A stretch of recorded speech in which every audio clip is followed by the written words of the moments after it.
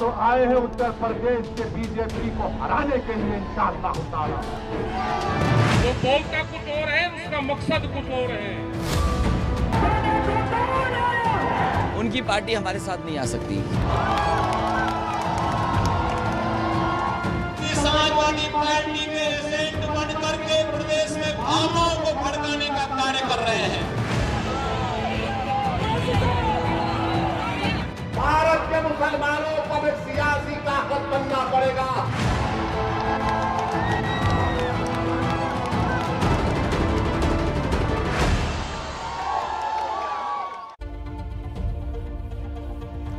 नमस्कार, मैं हूं सुमित अवस्थी और आप देख रहे हैं अपना फेवरेट न्यूज शो इंडिया चाहता है। पश्चिमी यूपी में आज बीजेपी ने अपनी पार्टी के हर बड़े शख्स को उतार दिया। गृह मंत्री अमित शाह, रक्षा मंत्री राजनाथ सिंह और मुख्यमंत्री खुद योगी आदित्यनाथ के साथ पूरी ताकत भारतीय जनता पार्टी ने आज इस इलाके में झोंक दी है। बीजेपी गठबंधन में चुनाव लड़ रही है। पूरब की दो बड़े पार्टियां उसके साथ है, अपना दल और निषाद पार्टी। एक और गठबंधन उसके सामने है और वो गठबंधन है पश्चिम में अखिलेश यादव और आरएलडी के नेता जयंत चौधरी का। तो बीजेपी के जवाब में आज आरएलडी नेता जयंत चौधरी ने भी साफ कर दिया कि वो चवन्नी नहीं है जो पलट जाएंगे। और जयंत ने ये इसलिए कहा कि उनके सामने कल पासा फेंका गया था, चारा फेंका गया था कि भारतीय जनता पार्टी चुनावों के बाद भी जयंत चौधरी को अपने साथ लाना चाहेगी। लेकिन इन दोनों मोर्चों यानी भारतीय जनता पार्टी का गठबंधन और समाजवादी पार्टी का गठबंधन, इन दो मोर्चों के बीच एक तीसरा मोर्चा भी उत्तर प्रदेश में अपनी पैर जमाने की कोशिश कर रहा है, अपनी ताकत दिखाने की कोशिश कर रहा है। और इस मोर्चे की अगुवाई कर रहे हैं असदुद्दीन ओवैसी साहब, जो कि सांसद हैं, बड़े चेहरे हैं। हैदराबाद से 1300 किलोमीटर दूर लखनऊ में आकर वो अपना राजनीतिक सिक्का जमाना चाहते हैं। ओवैसी साहब आज हमारे खास मेहमान हैं इंडिया चाहता है में। ओवैसी साहब के साथ बातचीत करेंगे। आज कुछ सवाल जो इंडिया जानना चाहता है वो ये कि यूपी में ओवैसी साहब किसका खेल बिगाड़ेंगे। क्या ओवैसी मुस्लिम के वोट काटकर बीजेपी के विरोधियों की ही मुश्किलें बढ़ाएंगे? क्या ओवैसी साहब बीजेपी की बी टीम है, जैसा कि उन पर लगातार आरोप लगता रहा है? आखिर ओवैसी से किसी बड़ी पार्टी ने हाथ यूपी में क्यों नहीं मिलाया? ओवैसी साहब ने सबसे पहले अपना कैंपेन शुरू किया था यूपी में। ओवैसी साहब ने घोटाले में जेल जा चुके बाबू सिंह कुशवाहा को अपने साथ क्यों लिया है? क्या है इसके पीछे की सोच इस गठबंधन की? और महाराष्ट्र के अनुसूचित जाति के नेता वामन मेश्राम से यूपी में असदुद्दीन ओवैसी को क्या फायदा होगा, उनको क्यों साथ लेकर आए हैं? इन्हीं तमाम सवालों के जवाब जानेंगे। ओवैसी साहब मेरे साथ लाइव बने हुए हैं, लेकिन यूपी चुनाव की दौड़ में कई खिलाड़ी आगे निकल रहे हैं। इस दौड़ के लिए चुनावी ग्राउंड में सबसे पहले उतरने वाले चेहरे अगर कोई थे तो वो असदुद्दीन ओवैसी साहब थे। वो सबसे पहले चलकर आए, वो सबसे पहले रैलियां करनी शुरू की, गठबंधन के साथी तलाश करने लगे थे। लेकिन आज जब चुनाव बिल्कुल 10 दिन की दूरी पर है, तब गठबंधन के नाम पर उनके पास जन अधिकार पार्टी के बाबू सिंह कुशवाहा हैं और समर्थन देने के नाम पर महाराष्ट्र से आए नेता वामन मेश्राम। आज अपने इन दोनों सहयोगियों के साथ मेरे साथ ओवैसी साहब इंडिया चाहता है कि खास मेहमान हैं। तो सीधा सवाल ओवैसी साहब मेरा पहला आपसे, जो मैं आपसे जानना चाहूँगा। बहुत बहुत स्वागत है पहली बात तो आपका, इस नए साल में आपसे पहली बार बात हो रही है। यूपी के चुनावी महासमर में आपके लिए आपका दुश्मन नंबर 1 कौन है?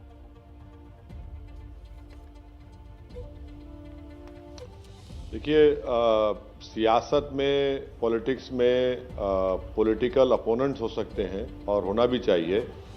दुश्मन एक पर्सनल, बड़ा पर्सनलाइज जुमला है, लफ्ज़ है जो मैं इस्तेमाल नहीं करना चाहूँगा।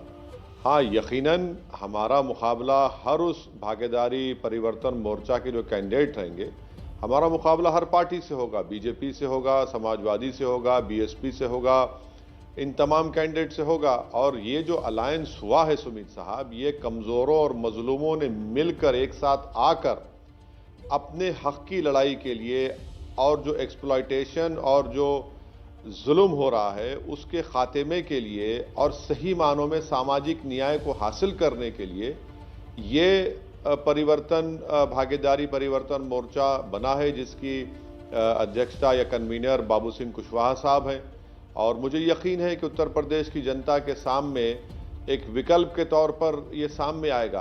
आपने अपने इंट्रोडक्टरी रिमार्क्स में मेरे बारे में कहा कि किसका वोट खराब करेंगे, किसका क्या करेंगे। सुमित साहब, आपको जानकर हैरत होगी, शायद आपको पता भी होगा कि आजमगढ़ में फूलपुर एक विधानसभा है जहां पर बाप और बेटे बीजेपी और सपा के कैंडिडेट हैं। ये क्या है बताइए मेरे को आप। फिर स्वामी प्रसाद मौर्य हैं, बेटी बीजेपी के सांसद हैं, वो समाजवादी से इलेक्शन लड़ रहे हैं। हाँ, बदायूं से धर्मेंद्र यादव हैं, उनकी बहन बीजेपी के सपोर्ट से अध्यक्ष बन जाती हैं, चेयरमैन बन जाती हैं। तो ये असल चेहरा है। और फिर आप ये भी भूल रहे हैं कि हसनपुर से बीजेपी समाजवादी पार्टी ने एक आरएसएस के मेंबर को अपना प्रत्याशी बनाया है। हम ये भी भूल जा रहे हैं कि प्रतापगढ़ से जो डीवाईएसपी का मर्डर हुआ था, जो मौजूदा आप कैंडिडेट है, उनका उससे क्या ताल्लुक है। तो ये सब चीजें हैं उत्तर प्रदेश की जनता के सामने, जनता देख रही है, लेकिन ओवैसी और इसका सही फैसला करेगी। ओवैसी साहब, आप सबसे पहले यूपी आए, आपने सबके साथ गठबंधन करने की कोशिशें की, राजभर सबके साथ, तो आप साथ में घूमे भी, पश्चिम से लेकर पूरब तक, ओम प्रकाश राजभर के साथ। आपके बारे में सुना कि आप मायावती जी के साथ भी गठबंधन करना चाहते थे, खबरें आई कि अखिलेश यादव के साथ भी आप गठबंधन के इच्छुक थे। मैं ये जानना चाहता हूं कि ऐसा क्यों हो गया कि कोई भी यूपी की पुरानी पार्टी आपके साथ गठबंधन नहीं कर सकी, कहां चूक हुई? देखिए, जमाना नया है, नए जमाने के साथ चलना है। पुराना ही होता है ना, पुरानों से क्यों करेंगे। ये बात आपकी बिल्कुल सही है कि हम जिस महाशय का आपने नाम लिया, हम उनके साथ गए थे। मगर आप ये भूल रहे हैं कि जन अधिकार पार्टी जिसके अध्यक्ष बाबू सिंह कुशवाहा साहब हैं, वो भी उसमें थे। अब जब वही खुद महाशय चले गए तो अब उनको हम नहीं रोक पाते ना, उनका अलग मामला है। हमसे मीडिया ने सवाल किया था कि क्या आप अलायंस करेंगे, तो हमने अपनी पार्टी की तरफ से कहा कि हाँ, कांग्रेस और बीजेपी को छोड़कर हम अलायंस करने के लिए तैयार हैं। हमारी कोई समाजवादी पार्टी से कोई बातचीत कभी नहीं हुई। तो ये हम ऑन रिकॉर्ड हम आपसे कह रहे हैं।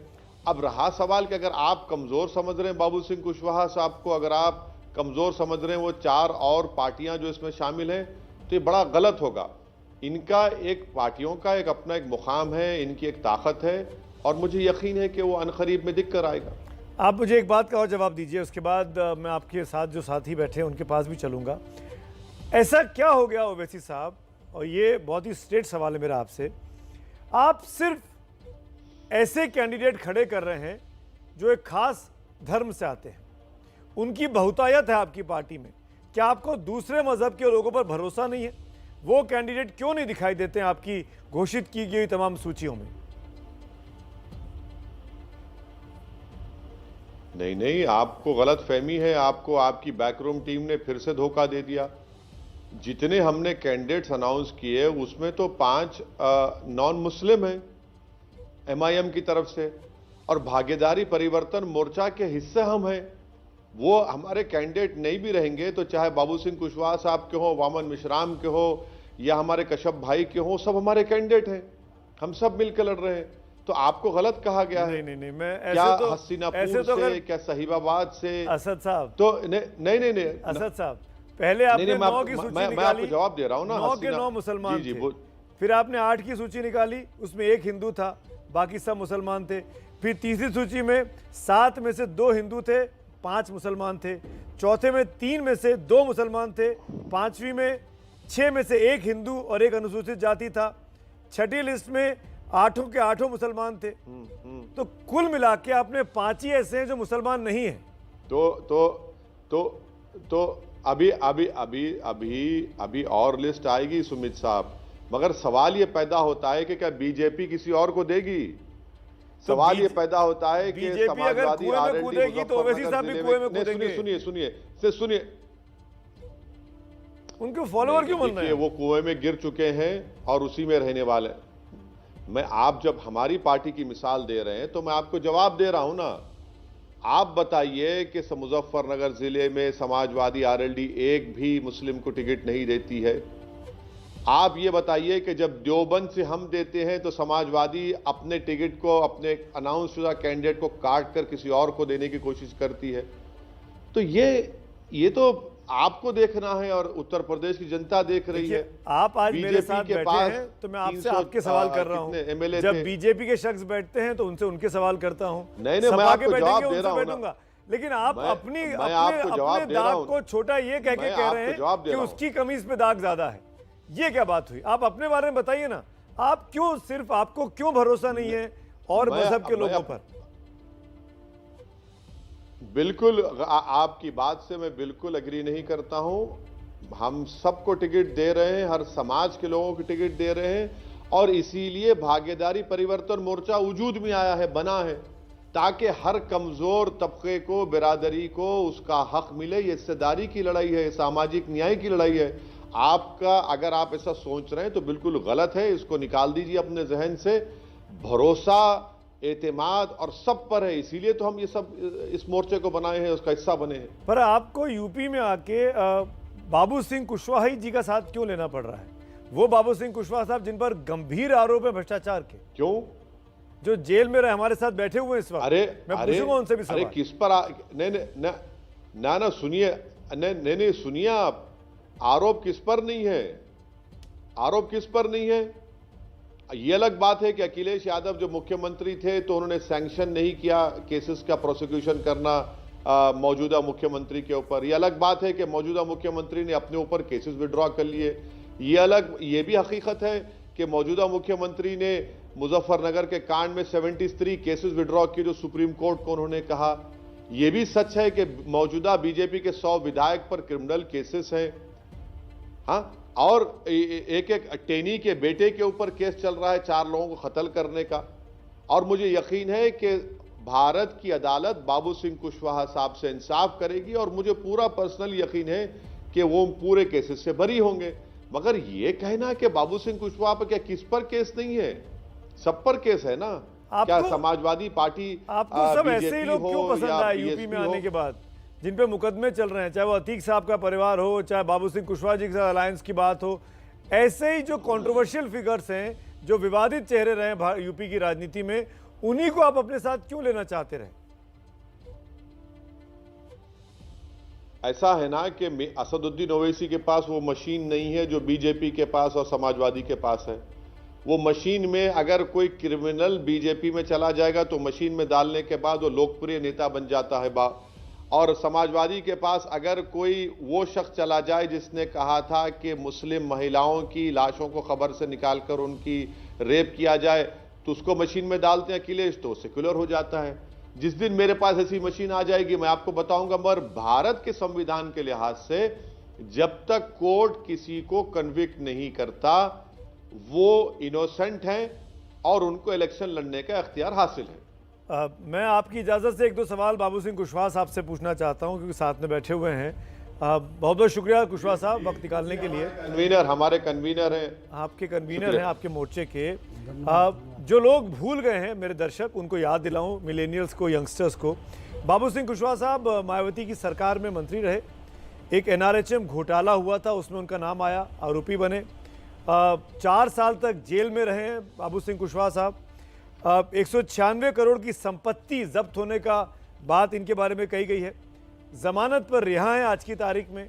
जन अधिकार पार्टी बनाई है और अब असदुद्दीन ओवैसी के साथ यूपी का चुनाव लड़ रहे हैं इस मोर्चे में।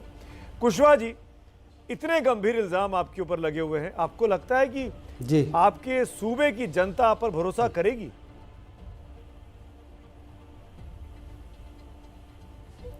सूबे के जनता भरोसा कर रही है, तभी तो मैंने पार्टी बनाई है। मैं जब जेल से निकला फरवरी 16 में, तो मैं पूरे उत्तर प्रदेश के 75 जिलों में गया, 611 जगहों पे, और मैंने अपनी बात लोगों को बताई। आप जो मीडिया के माध्यम से जो मेरी बात लोगों के बीच में गई, तो मेरे पास मीडिया तो नहीं था कि मैं अपनी सफाई पेश कर सकता, तो मैं जगह जगह जाके पूरे 75 जिलों में जा कर के मैंने अपनी बात कही। और मैं आपको भी एक बात और कह दूं, आपका ध्यान मैं थोड़ा सा और दिला दूं, NRHM घोटाला नहीं हुआ था, पहले 3 डॉक्टर मारे गए थे। लखनऊ की राजधानी में 2 सीएमओ मारे गए।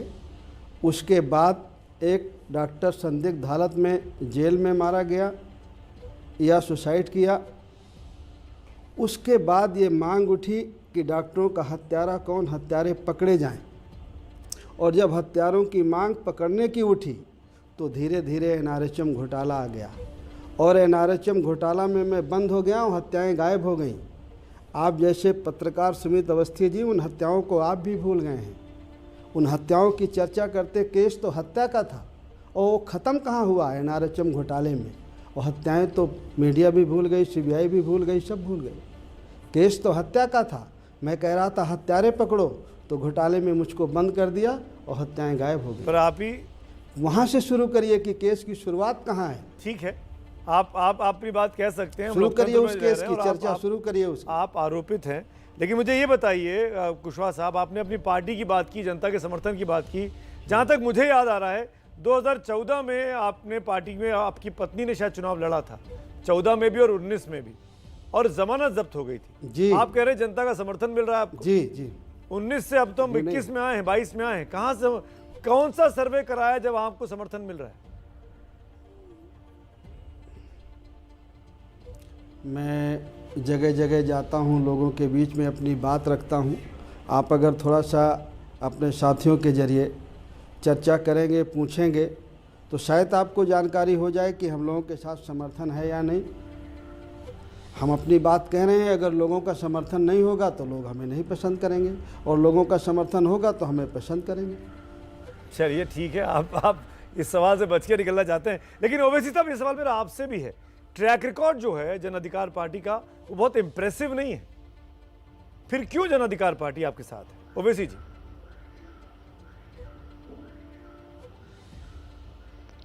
अरे देखिए ना, चमत्कार है, उसमें ताकत है, इसीलिए तो Sumit Awasthi prime time show पर हमको बुलाकर हमसे बात कर रहे हैं। देखिए, सुमित अवस्थी भी तो देश का बहुत बड़ा एंकर है, एक प्राइम टाइम शो करते हैं, और मुझे यकीन है कि उत्तर प्रदेश की जनता आपका सवाल सुन रही है। कुशवाहा समाज हो या पिछड़ा समाज हो या अल्पसंख्यक समाज हो, सब देख रहे हैं कि कैसे उनको इस्तेमाल किया गया, कैसे उनको समाजवाद के नाम पर उनको यादववाद मिला, कैसे हिंदुत्व के नाम पर ओबीसी समाज को ठाकुरवाद मिला। तो ये सब चीज़ें ज़मीन पर हैं और लोग देख रहे हैं, और मुझे यकीन है कि ये जो कमज़ोर लोग मिलकर एक भागीदारी परिवर्तन मोर्चा बना है, इसमें यकीनन हमको उत्तर प्रदेश की कमजोर मुझे आपकी ये पॉलिटिक्स समझ में नहीं आती और उनके उठाते कि जब बीजेपी हिंदुओं की बात करे तो वो हिंदुओं को आगे बढ़ाती है, अखिलेश यादव यादवों की बात करे तो वो यादवों को आगे बढ़ाते हैं। आप एक खास वर्ग को आगे बढ़ाएं तो आप ठीक कर रहे हैं, बाकी सब गलत कर रहे हैं। ऐसा क्यों है? क्यों इस देश में सब एक साथ मिलजुल कर चुनाव नहीं लड़ सकते हैं, या सब पार्टियां हर व्यक्ति को रिप्रेजेंटेशन क्यों नहीं दे सकती हैं? तो ये सवाल तो आपको बीजेपी से पूछना चाहिए ना, कि इसलिए अगर तो आप बैठे हैं ना, मैं आपसे पूछूंगा जो भाई। अभी मौजूदा मैं जवाब दे रहा हूं, आपको जवाब दे रहा हूं। मौजूदा जो जितने डीएम हैं 50% के करीब अपर कास्ट के हैं, 5% सिर्फ ओबीसी और दलित हैं। क्यों भैया बीजेपी क्यों ऐसा कर रही है? आखिर क्या वजह है कि टेनी को जो अपर कास्ट से उनका ताल्लुक है उनको नहीं हटाया जा रहा है? क्योंकि उनके समाज का वोट हासिल करना है। ये सब चीजें हैं ना, ये सब देश देख रहा है, उत्तर प्रदेश की जनता देख रही है। आपका जो अहम सवाल है, बीजेपी हिंदुत्व के नाम पर अपनी आइडियोलॉजी को पूरे देश पर थोपना चाहती है, जिसके हम खिलाफ हैं। बाबू सिंह कुशवाहा साहब भी हिंदू हैं, कुशवाहा समाज के हैं, ताल्लुक हैं, मगर क्या वो ये कह रहे हैं कि मैं मेजॉरिटेरियनिज्म को प्रमोट कर रहा हूं? नहीं। अब आपका जवाब एक और सवाल का, अखिलेश यादव, अरे भैया आप 9% हैं, आपने समाजवाद के नाम पर वोट लिया और आपने क्या दिया मुसलमानों को? यादववाद दिया। आप देख लीजिए 2012 से 17 तक हर थाने पर अखिलेश यादव ने किस समाज के ऑफिसर को रखा। अच्छा, हैरत की बात यह है कि ये मैंने शुरुआत में कहा था, इनके एक एक्स एमपी है बदायूं के, अरे भाई, उनकी बहन जिला परिषद की बीजेपी की चेयरमैन है। ये क्या हो रहा है फिर? आप क्या कर रहे हैं? आपकी आप बातों से लग रहा है, कर रहे हैं डरा डरा कर। आपकी बातों से लग रहा है कि आपका दुश्मन नंबर 1 अखिलेश जी, यादव जी। है, योगी जी नहीं है, इसीलिए आप पे इल्जाम लगता है कि आप बी पार्टी। मेरा नहीं, ना सुनिए, मेरा मानना यह है कि अखिलेश यादव में और योगी आदित्यनाथ में कोई फर्क नहीं है। ये एक सिक्के के दो रुख हैं, चाहे एरोगेंस में, गुरूर में, तकब्बुर में और सिर्फ अपने आप को प्रमोट करने में और किसी को साथ नहीं लेने में, इन दोनों अखिलेश में यादव कोई ने भी फर्क गठबंधन कर रखा है ये 6-7 एक पार्टी सिक्के के के साथ, दो रुख हैं। योगी ने भी गठबंधन कर रखा है 2 पार्टी के साथ। कैसे आप कह सकते हैं कि अपनी अपनी बात करते हैं? क्योंकि आपके साथ गठबंधन नहीं किया अखिलेश ने, इसलिए। सुमित अवस्थी साहब, ना, अरे मैं आपको शुरू में ही आपके सवाल का जवाब दे चुका हूं। मैं कोई इतना बेचैन नहीं था, ना मेरे पेट में दर्द हो रहा था, और वो नहीं करें तो ठीक है, कोई बात नहीं है। मगर जो लोग उनके साथ गठबंधन करे हैं, एक के बाद एक आपको बहुत सी मजेदार खबरें निकलेंगी और शायद आपके कानों तक कुछ खबरें पहुंची भी होंगी।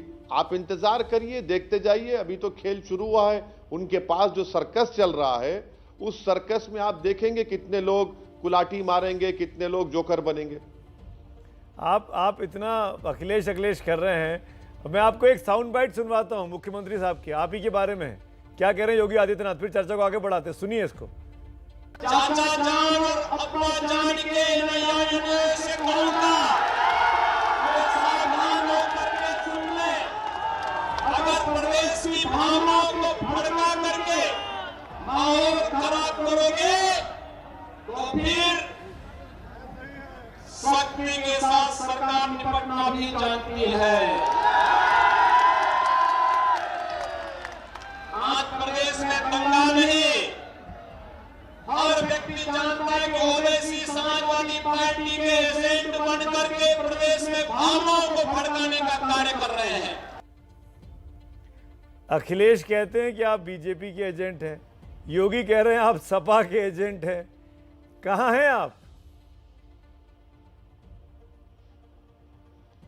सुमित अवस्थी साहब जब आइंदा कॉन्क्लेव करेंगे तो अखिलेश और योगी को लखनऊ के किसी एक 5 स्टार होटल में आपकी मौजूदगी में कमरे में बंद करके उनको सामने माइक रखकर उनको दोनों को बोलिए कि भाई ओवैसी, तुम दोनों फैसला कर लो किसका एजेंट है और देश को बता दो। यही तो हम कह रहे हैं कि योगी आदित्यनाथ ने अपने कैंपेन का आगाज कैराना से किया, अमित शाह गए। अरे भाई, हाथरस से कर लेते, उस पीड़ित महिला के घर चले आते, दलित के जिसका हत्या हुई, उसके रेप हुआ और अंतिम संस्कार में उसके फैमिली को अलाउ नहीं किया। लखीमपुर खीरी चले जाते बाबा, वहां पर जाकर यही बात कर देते।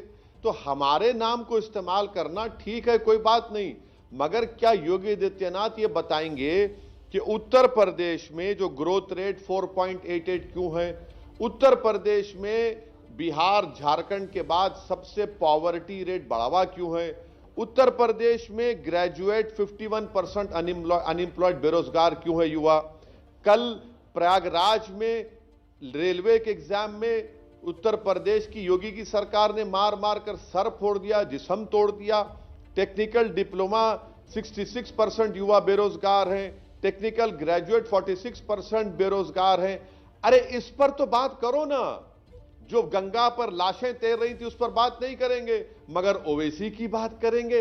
ठीक है, करिए ओवैसी की बात, मगर क्या उत्तर प्रदेश की जो कमजोर तबकात है, ओबीसी समाज है, ये सब नहीं देख रहे हैं क्या इनकी हरकतों को, इनकी मिस गवर्नेंस को? उसका जवाब देंगे। इसीलिए ये भागीदारी परिवर्तन मोर्चा में हम कुशवाहा साहब, वामन मिश्रा साहब सब आए हैं, तो ये हमको कोई एतराज नहीं, हमारा नाम ले। बाबा को लगता है कि हमारा नाम लेने से उनके पेट में दर्द कम होगा या उनके सर में दर्द कम होगा, और अखिलेश को लगता है कि हमको गाली देने से उनका हाजिमा होगा। तो कोई बात नहीं, दीजिए हमारा नाम। अरे नाम लीजिए, बहुत लीजिए। हम तो आपको कह रहे हैं कि हमारा ही नाम ले सकते हैं। बीते 6 महीनों में किसी और का नाम नहीं ले सकते। बीते 6 महीनों में असद साहब आपने पश्चिम से लेकर पूरब तक और पूरब से लेकर पश्चिम तक बहुत सारे दौरे किए, हर इलाके में आप गए, सबको आपने संभालने की कोशिश की है।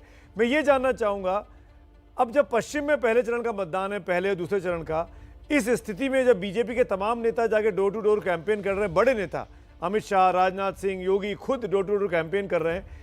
इस बीच में ये कह देना कि जयंत चौधरी को तो हम यहाँ ले आएंगे, वो गलत रास्ते पे चले गए हैं, आपको क्या लगता है, क्या ये बीजेपी की तरफ आएंगे जयंत चौधरी पोस्ट इलेक्शंस में? सुमित साहब देखिए, वो शायर ने कहा ना कि बदलता है रंग आसमां कैसे कैसे। 10 मार्च के बाद सब इसका खुलासा हो जाएगा। 10 मार्च के बाद बहुत सी चीजें देखने में आएंगी, जब तक इंतजार करिए। अब मैं आरएलडी की तरफ से मैं क्यों बोलूंगा, वो खुद बोलेंगे। मैं काबिल हूं अपने भागीदारी परिवर्तन मोर्चा के बारे में बोलने के लिए, अपनी पार्टी के बारे में बोलने के लिए। वो बोले कि मुजफ्फरनगर में आपने एक मुसलमान को क्यों टिकट नहीं दिया, ये आरएलडी और सपा के मोर्चा में। तो बहुत से सवालात हैं। आपका सवाल बड़ा जायज है, बड़ा ही आपने इंपॉर्टेंट सवाल किया है, और मुझे यकीन है कि 10 मार्च के बाद बहुत से चेहरे सामने आएंगे, बेनकाब होंगे बहुत से चेहरे। इस बात को भी समझाना पड़ेगा आपको ओवैसी जी, इस बदली हुई परिस्थिति में जो इस वक्त यूपी की दिखाई दे रही है, जहां पर बाइपोलर कॉन्टेस्ट है, ऐसे लग रहा है कि आमने सामने की लड़ाई है, अखिलेश बनाम योगी की, बाकी पार्टियां गौण हो गई हैं। आप मानते हैं? तमाम सर्वेज यही इशारा कर रहे हैं। बिल्कुल गलत है। मेरा एज ए पॉलिटिकल स्टूडेंट मेरा मानना यह है कि चुनाव कैंडिडेट्स के अनाउंसमेंट के बाद ही शुरू होता है, और अगर आप जाकर देखेंगे वेस्टर्न यूपी में, आपको जानकर हैरत होगी कि अब बाइपोलर नहीं रहा। मैं तो शुरू से कह रहा हूं बाइपोलर नहीं रहा। यह शुरुआत में था होगा, मैं तो नहीं मानता। कि मेरा मानना यह है कि जितनी पॉलिटिक्स मैं सीखी है 25-26 साल में, कैंडिडेट्स के अनाउंसमेंट के बाद ही चुनाव शुरू होता है। अब जब चुनाव शुरू हो चुका है तो आप देख रहे हैं कि जमीनी सतह पर गैर मामूली तब्दीलियां पेश आ रही हैं, गैर मामूली चेंज हो रहा है। तो बीजेपी ने जो प्रस्ताव दिया आरएलडी को, जयंत चौधरी को, वो बीजेपी की ताकत है, या बीजेपी को लग रहा है कि पश्चिम में बगैर जाटों के, बगैर आरएलडी के मजबूत नहीं रह पाएंगे, इसीलिए ऑफर दे दिया अभी से? बीजेपी की कमी नहीं दिखाता है ये? देखिए सुमित अवस्थी साहब, यहां पर मुझे सख्त ऑब्जेक्शन है कि कैसे मीडिया में बड़ी इज्जत के साथ आप उस पार्टी का नाम ले रहे हैं। अगर वो ऑफर हमको दिया जाता तो लोग बोल देते, देखिए हम तो शुरू से कह रहे थे कि बी टीम है, हम तो शुरू से इन पर शक करते थे। यही हमारा ऑब्जेक्शन है, यही हमारा लड़ाई है कि जो कमजोर मजलूम अवाम की लड़ाई लड़ रहे हैं हिस्सेदारी की, और जब वो अपने हक का मुतालबा करते हैं, पॉलिटिकल एम्पावरमेंट की बात करते हैं, मगर जब बीजेपी की तरफ से इस तरह की बात होती है तो क्या रिएक्शन होना चाहिए? ये तो आरएलडी और सपा को तय करना चाहिए। अखिलेश तो जाने वाले थे आज प्रेस कॉन्फ्रेंस में, क्यों नहीं गए? ये भी अजीब सवाल है। कल अखिलेश और जयंत की ज्वाइंट प्रेस कॉन्फ्रेंस कल हो रही है मुजफ्फरनगर में, और मेरठ में शायद 2 जगह वो लोग करने वाले हैं। मैं आपको इत्तला दिए देता हूं। लेकिन ये मुझे बताइए कि आप क्यों कमजोर कर रहे हैं इस विपक्ष के मोर्चे को? क्यों मुसलमानों की, जो मुसलमान मूलतः वोट करता रहा अखिलेश यादव के साथ, समाजवादी पार्टी के साथ, क्यों कंफ्यूज करना चाहते हैं? इसीलिए बीपी टीम कहा जाता है आपको। मैं कंफ्यूज कर रहा हूं भाई। 2019 में 75% मुसलमानों ने सपा और बसपा को वोट दिया था, ये CSDS का डेटा कहता है। तब भी आप लोग सिर्फ 15 सीट जीते, और 5 MP सपा में, 3 मुसलमान 2 यादव। ये बताइए कैसे हुआ? मैं तो था ही नहीं चुनाव में। हम उत्तर प्रदेश के मुस्लिम अल्पसंख्यक समाज से कह रहे हैं कि आपकी कोई वोट की अहमियत नहीं रही। अखिलेश यादव सिर्फ आपको दरी बिछाने के लिए इस्तेमाल कर रहे हैं। समाजवादी पार्टी आपको सामाजिक न्याय पर झूठ बोल रही है। समाजवाद के नाम पर सिर्फ यादववाद की बात करती है ये समाजवादी। और उत्तर प्रदेश की जनता और खास तौर से मुसलमान ये जानते हैं कि सुनिए, मुजफ्फरनगर का राइट हुआ, आपने क्या किया? चार्जशीट डाली? नहीं डाली। आपने क्या इंसाफ दिलाया? नहीं दिलाया। आपने कुछ नहीं किया। आप सिर्फ ये कह रहे हैं कि आंख बंद करके वोट डाल दो। अरे भैया, आंख बंद करके वोट अब कोई नहीं डालेगा। आंख खुले रखकर, दिमाग को दिल को इस्तेमाल करके सही फैसला लिया जाएगा, इसीलिए इनको तकलीफ हो रही है। आप सहारनपुर से कांग्रेस के नेता आपके घर पे आते हैं, आप उनको रुसवा कर देते हैं, मना भी लिया आप फिर। किस किस को घर को बुलाते हैं? क्या कहा चंद्रशेखर रावण में, जो हमारे हिस्सा नहीं है हमारे उसका, बट उन्होंने उनसे क्या किया? तो यही तो हम कह रहे हैं, ये उत्तर प्रदेश के मुसलमान तो देख रहे हैं ना ये इनके तो मैं बर्ताव आपके को। लिए भी बोल सकता हूं कि इमरान मसूद आपके पास नहीं आए, चंद्रशेखर रावण आपके पास नहीं आए, ओम प्रकाश राजभर आपके पास आके चले गए, तो आप ना, भी ना, कहां ना, रख पा रहे हैं असद भाई साथ में लोगों को? बिल्कुल बिल्कुल नहीं, आप सिर्फ एक ही महाशय का जिसका नाम आपने लिया, वो बात सही है, हमारे साथ थे, वो कन्वीनर खुद बने और चले गए, मगर बाबू सिंह कुशवाहा साहब की जाप पार्टी उसमें थी, हम लोग साथ आ गए। अब वो जो दो लोग हैं, अब उनसे सवाल करिए, वो बताएंगे आपको। वो तो हमारे साथ नहीं थे, वो अपनी जगह पर दूसरी पार्टी में है, तो इस सवाल का जवाब वो बेहतर तरीके से दे पाएंगे। मगर समाजवादी और आरएलडी एक सिस्टमैटिक तरीके से अपने ही पार्टी के उन तमाम मुस्लिम नेताओं को जड़ से कमजोर कर रही है। और जो मैं शुरू से कह रहा था कि आपका काम सिर्फ दरी बिछाना है, वही काम करेंगे। गंभीर इल्जाम वही आप काम लगा किया रहे जा हैं रहा है। सपा पे। मैं सपा के नेताओं को चाहूंगा कि वो इस चर्चा को सुन रहे हैं और वो जुड़ेंगे जब अखिलेश यादव आने वाले वक्त में चुनावी मौसम, उनसे जरूर इन तमाम सवालों के जवाब लूंगा। लेकिन असद भाई आप रहिएगा, अभी एक छोटा सा ब्रेक यहाँ ले रहा हूँ, मेरी मजबूरी है, तुरंत लौट के आते हैं। कुछ और बड़े और सीधे सवाल असदुद्दीन ओवैसी के साथ जारी हैं। यूपी में एक ताकत बनने की कोशिश कर रहे हैं ओवैसी साहब, क्या यूपी का वोटर ओवैसी को वोट करेगा? ब्रेक के उस पार देख रहे हैं आज असदुद्दीन ओवैसी साहब मेरे साथ सीधे जुड़े हुए हैं इस वक्त लखनऊ से। ओवैसी साहब शुक्रिया इंतजार करने के लिए। लेकिन एक चीज़ मैं आपको सुनवाना चाहता हूं पहले, और फिर इस चर्चा को आगे बढ़ाता हूं। अखिलेश जी आपके बारे में क्या कह रहे हैं? आपने उनके बारे में बहुत कुछ कहा है, सुनिए। ओवैसी को लेंगे साहब? उनकी पार्टी हमारे साथ नहीं आ सकती। पार्टी का फैसला है कि उनके दल को साथ लाना कोई अच्छा फैसला नहीं है। इतनी खटास क्यों थी? उनके दल को साथ लाना अच्छा फैसला नहीं है, ये क्यों कहा अखिलेश ने आपके दल के बारे में?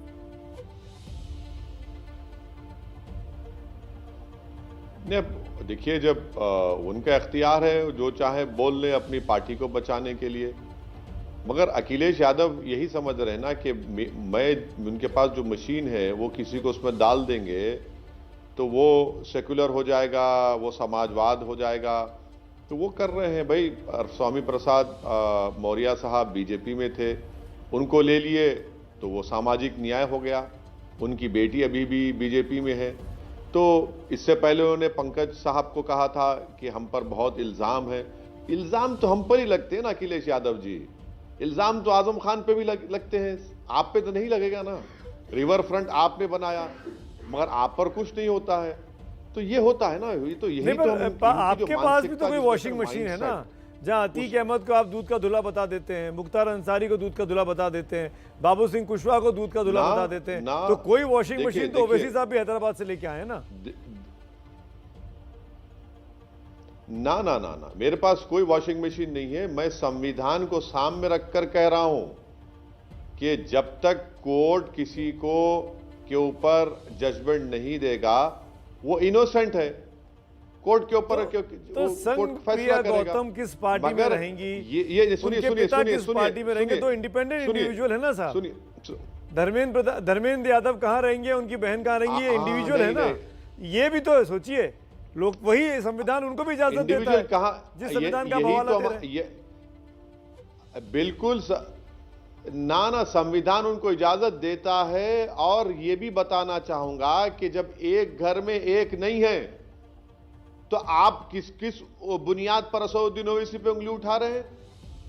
आप जिस एरिया के एमपी हैं, जिस सांसद हैं वहां पर बाप आपकी तरफ से और बेटा बीजेपी की तरफ से, यह आपका समाजवाद है? एक बेटी बदायूं से एमपी है और वालिदे मोहतरम जो है, अब्बा जी जो है, वो आपके साथ हैं। ये कौन सी पॉलिटिक्स कर रहे हैं? ये समाजवाद है क्या? ये किसकी आंखों में धूल झोंक रहे हैं? पर असद साहब, क्या हमारे कान में फूल लगा है? असद साहब, आप जिस इलाके से आते हैं हैदराबाद में, आप तेलंगाना में सपोर्ट कर रहे हैं केसीआर को, उनके साथ हैं आप, और केसीआर सपोर्ट कर रहे हैं अखिलेश यादव को ना। वो कभी बीजेपी के साथ नहीं रहे। केसीआर के साथ हम सत्ता में है क्या? अब नहीं, मदद तो केसीआर आप के साथ करिए। हम क्या पावर शेयर कर रहे हैं? पावर शेयर तो नहीं अरे कर रहे हैं, पर केसीआर आप गठबंधन में तो हैं। देखिए केसीआर सुनिए नहीं, हमने तो जीएचएमसी इलेक्शन में केसीआर के खिलाफ लड़ा है, हमने उनके कैंडिडेट्स को हराया है। यही बाबा मेरी कॉन्स्टिट्यूंसी में 4 घंटे फिरे आकर, यही अमित शाह मेरे कॉन्स्टिट्यूंसी में आकर 2 घंटे फिरे। बीजेपी की पूरी ताकत लगा दी मेरी कॉन्स्टिट्यूंसी में, मगर हमको हम हरा नहीं पाए। वहां पर हमारे जितने कॉर्पोरेटर थे हम जीत कर आए। तो ये आपको गलत इंफॉर्मेशन दी जा रही है। अब मेरी इंफॉर्मेशन भले ही गलत हो, लेकिन आप मुझे इस बात के अभी तक जवाब नहीं दे पाए कि आप बीजेपी को अगर हराना चाहते हैं, बीजेपी को कमजोर करना चाहते हैं यूपी में, तो बीजेपी से लड़ने वाली ताकतों में क्यों सेंध लगा रहे हैं, क्यों उनको कमजोर कर रहे हैं?